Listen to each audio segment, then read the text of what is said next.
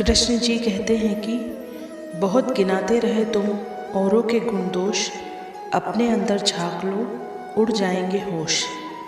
कोई भी व्यक्ति इतना खूबसूरत नहीं होता जितना उसे उसका चाहने वाला बना देता है।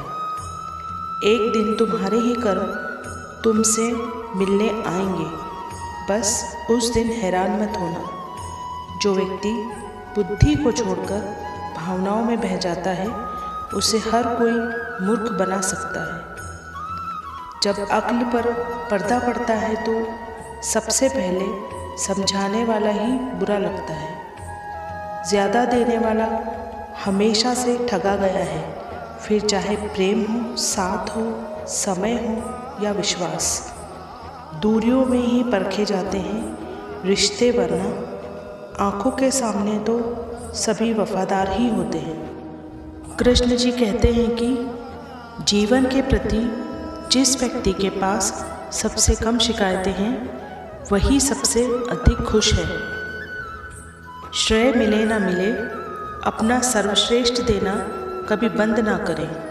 आशा चाहे कितनी भी कम हो, निराशा से हमेशा बेहतर होती है। जो तुम्हारा है तुम भी उसी के रहो। बेहतर मांगने वाले अक्सर तन्हा रह जाते हैं। कठिन परिस्थितियों में संघर्ष कसे पर एक बहुमूल्य संपत्ति विकसित होती है जिसका नाम है आत्मबल। किसी को पसंद आना बहुत आसान है, मगर हमेशा उसकी पसंद बने रहना बहुत मुश्किल है। एक स्त्री का मित्र बनना हो तो श्री कृष्ण की तरह बनना। चीरहरण के लिए नहीं, बल्कि चीरहरण से बचाने के लिए। जीवन सुंदर ऐसे ही नहीं बनता, इसे प्रार्थना, विनम्रता, त्याग और प्रेम के साथ सुंदर बनाना पड़ता है। कृष्ण जी कहते हैं कि उस इंसान को कोई नहीं बदल सकता जिस इंसान को खुद की गलती नज़र नहीं आती। भाग्य का लिखा कोई छीन नहीं सकता। अगर हो विश्वास ऊपर वाले पर तो वो भी मिलेगा जो तेरा हो नहीं सकता। महाभारत इस बात का प्रमाण है कि जिस दिन अपने हद पार कर दे उस दिन अपनों के खिलाफ शस्त्र उठाना भी धर्म है। प्रभु कहते हैं, हानि हुई है तो भविष्य में लाभ भी होगा, और यदि छल हुआ है तो आगे चलकर हिसाब भी होगा। जब तक आपका सामना आपकी सबसे बड़ी कमज़ोरी से नहीं हो जाता, तब तक आपको अपनी सबसे बड़ी ताकत के बारे में पता नहीं चलता। यदि जीवन में आपको कोई रोकने टोकने वाला है तो उसका एहसास मानिए, क्योंकि जिन बागों में माली नहीं होते वो बाग जल्दी उजड़ जाते हैं। श्री कृष्ण जी कहते हैं कि दिलों में वही बसते हैं जिनका मन साफ हो, क्योंकि सुई में वही धागा प्रवेश कर सकता है जिस धागे में कोई गांठ ना हो। इंसान की आदत है कि ना मिले तो सब्र नहीं करता और मिल जाए तो कदर नहीं करता। आत्मा हमेशा जानती है कि सही क्या है और गलत क्या है, लेकिन मनुष्य के सामने चुनौती तो मन को समझाने की होती है। किसी का बुरा करके खुद का अच्छा होगा ये कभी मत सोचना। एक बारी वक्त साथ देगा, कर्म नहीं। क्षमा मांगने वाला हर व्यक्ति गलत नहीं होता। कुछ लोग छुपते हैं किसी कीमती रिश्ते को बचाने के लिए। कोई भी कारण हो, कोई भी बात हो, चिढ़ो मत, गुस्सा मत करो, जोर से मत बोलो, मन शांत रखो, विचार करो, फिर निर्णय लो। आवाज़ से आवाज़ नहीं मिटती, बल्कि चुप्पी से मिटती है। आप गुस्सा करेंगे तो तकलीफ़ सिर्फ आपको होगी, दुख भी आपको ही होगा। मन शांत रखेंगे तो सुख भी आप ही को होगा। कृष्ण जी कहते हैं, जीवन में धोखा खाना भी बहुत ज़रूरी है, क्योंकि चलना माँ बाप सिखा देते हैं, लेकिन संभलना खुद ही सीखना पड़ता है।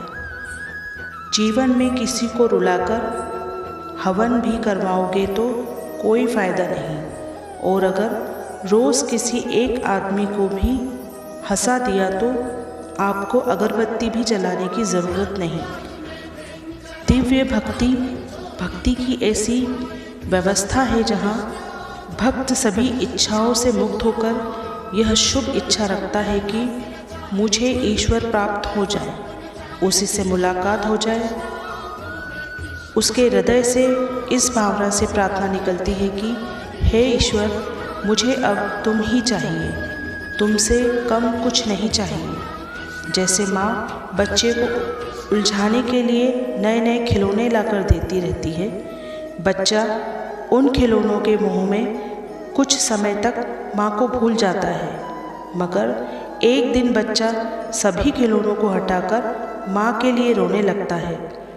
तब माँ को सारे काम छोड़कर बच्चे के पास आना ही पड़ता है। उसी तरह भक्त भी जब माया के खिलौनों से ऊबकर एक दिन ऐसा संकल्प कर लेता है कि बस अब केवल ईश्वर ही चाहिए, ईश्वर से मुलाकात करनी ही है, तब ईश्वर को भक्त की बात माननी ही पड़ती है। किसी को पसंद आना बहुत आसान है, मगर हमेशा उसकी पसंद बने रहना बहुत मुश्किल।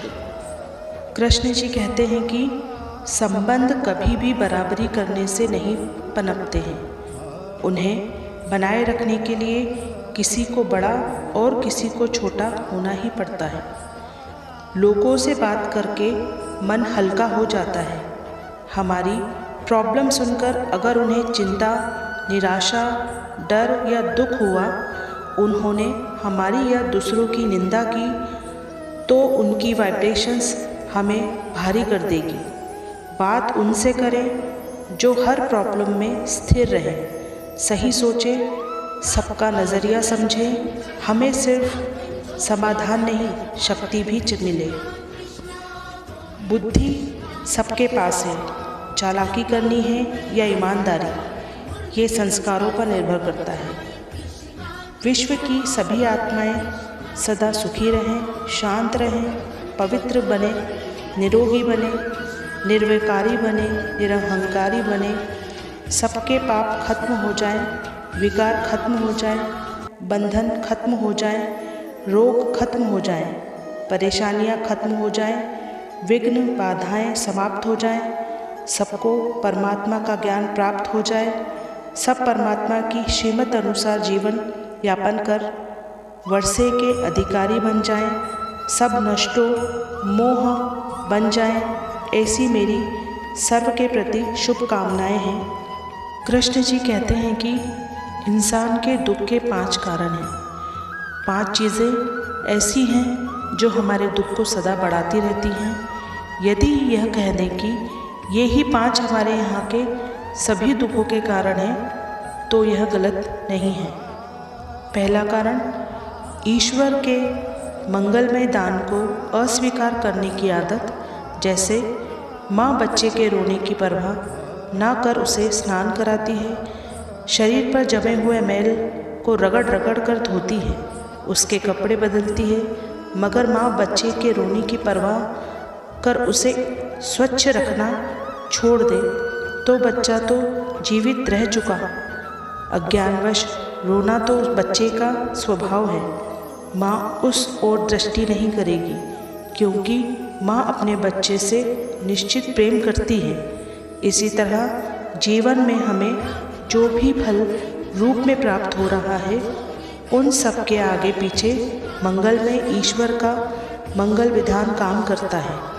ईश्वर हमें जो भी देते हैं उसमें हमारा विकास होना निश्चित है, मगर अज्ञानतावश बच्चे की तरह हम रोने लगते हैं। दूसरा कारण, हमारा मलिन स्वार्थ। दूसरे का कुछ भी हो, उसका चाहे अहित हो, वह चाहे दुखी हो, हमारा भला होना चाहिए, हमें सुख मिलना चाहिए।